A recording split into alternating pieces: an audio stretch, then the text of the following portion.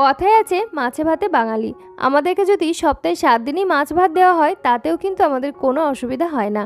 আজকে রুই মাছ দিয়ে তোমাদের সঙ্গে যে রেসিপিটা শেয়ার করছি, এটা আমার কাছে রুই মাছের সবথেকে সেরা স্বাদের রেসিপি বলেই মনে হয়। তো এর জন্য প্রথমে আমি পেঁয়াজ, আদা, রসুন ভালো করে ব্লেন্ড করে রেখেছি আর কাজু বাদাম ভিজিয়ে রেখেছি।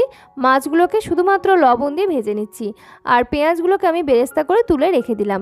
এদিকে ফোড়নে দিয়ে দিলাম গোটা গরম মশলা আর যে আদা, কাঁচা লঙ্কা, রসুন, পেঁয়াজ বেটে রেখেছিলাম সেটাকেও দিয়ে দিলাম। খুব সুন্দর করে একসাথে ভেজে নিচ্ছি। 2 চামচ টক দইয়ের সাথে ভিজিয়ে রাখা কাজু বাদাম ভালো করে বেটে এই মিশ্রণের সঙ্গে অ্যাড করেছি। পরিমাণ মতো গরম জল দিয়ে গ্রেভি বানিয়ে উপর থেকে ভাজা মশলা ছড়িয়ে দিয়েছি। জিরে, ধনে যেগুলো রেগুলার মশলা আমরা ব্যবহার করি, হলুদ দিয়েছি 1 চিমটে মতো।